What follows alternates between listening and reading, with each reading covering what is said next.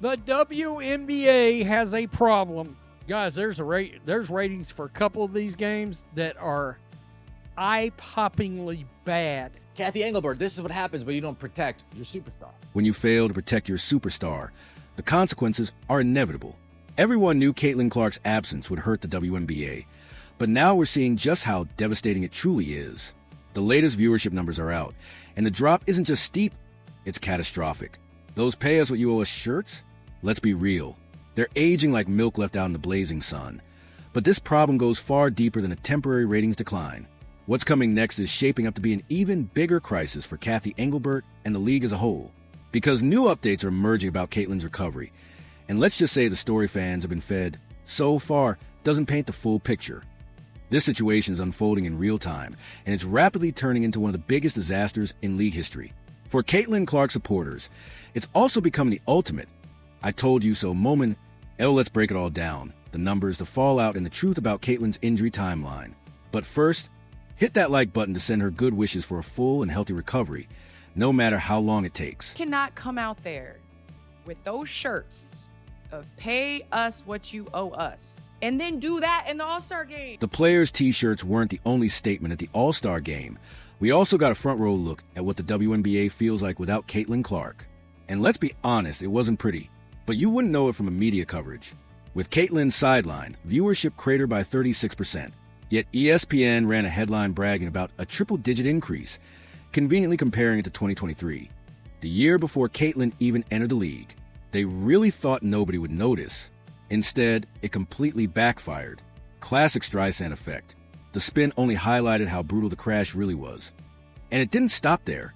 Pair that with the "pay us what you owe us" shirts and the underwhelming on-court product, and the players didn't just suffer a PR stumble. They got absolutely roasted online. But here's the thing. That wasn't even rock bottom. Because now the numbers are in from the recent Fever Sky matchup, where both Caitlin Clark and Angel Reese were sidelined. The difference from their first showdown? Nothing short of jaw-dropping. Let's take a look right here. First time these two teams matched up this season. 2.7 million average views on ABC. Peaked with 3.1 million viewers. Up 115% versus last year's season average on ABC. Even though Caitlin Clark and the Fever surged forward in 2024, while the Sky moved in the opposite direction, the WNBA still scheduled 5 head-to-head battles between the two teams. The first matchup, a ratings monster, pulling in millions of viewers. But the moment Caitlin went down, the decline began. From 2.7 million in the opener to 1.9 million in the rematch, then just 1.5 million in their third clash. Each game shed more of the audience. And now, the numbers have slipped even lower. 1.31 million? We have officially regressed. We have went way backwards, which is slightly above the average national TV viewership for Fever games this year. But it also is the least watched of the 8 Chicago and Indiana games since 2020. That's right. Only 1.3 million people tuned in for the latest Fever Sky showdown. On paper, that might look solid, but in context, it's a disaster. That's 1.4 million fewer viewers in their first matchup, a collapse of over 50%. To put it in perspective, even the Fever's preseason exhibition against the Brazilian national team pulled 1.3 million. And here's the kicker. These aren't just ordinary games. The league billed Fever Sky as its crown jewel, the marquee showdown. The matchup casual fans would clear their schedules to watch. Instead, the supposed showcase is crumbling in real time. WNBA has a problem.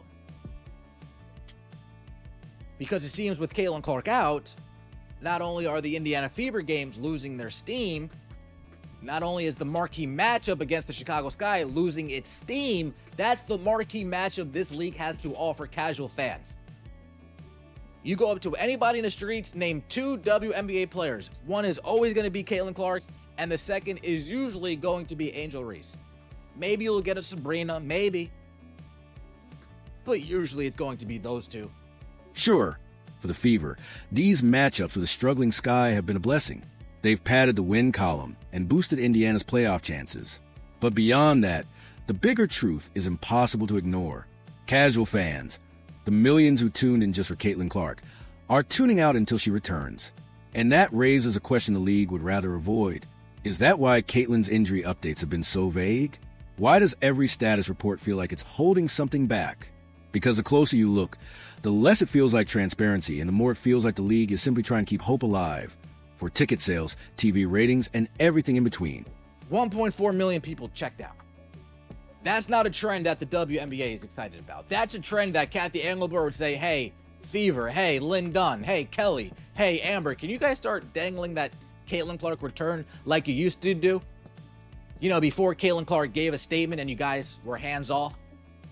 Can you guys, just string them along a little bit more? We want to get these ratings back up. Lately, we've seen Game Time Decision listed next to Caitlin Clark's name, only for Stephanie White to later admit she's not even participating in full practices yet. I'll get to her true status in a moment, but think about what that does. It leaves just enough uncertainty to keep fans hoping she might play.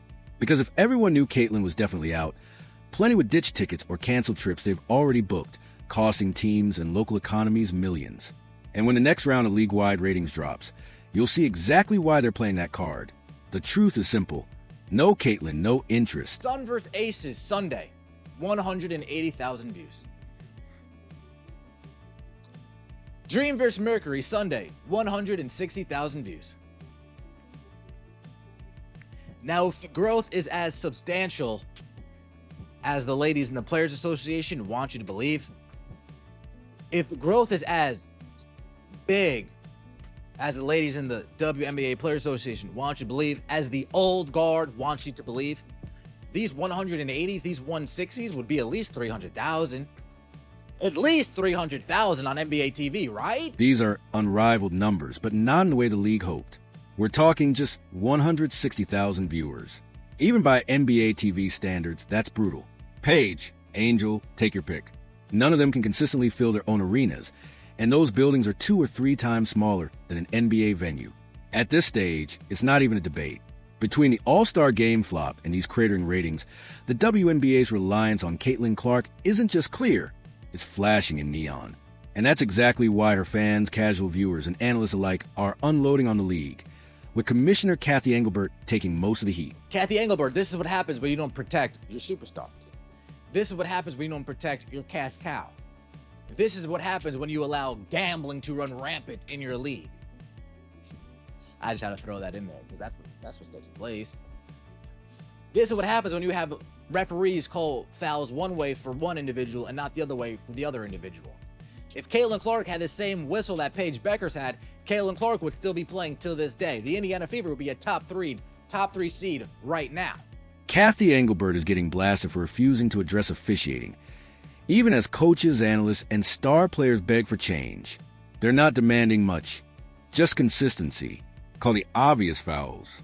Protect the players actually driving interest. Yet refs won't do it for Caitlin or anyone on the Fever, while others get the benefit. Just ask Sophie Cunningham, who openly pointed out the superstar whistles Paige Buchers already receives.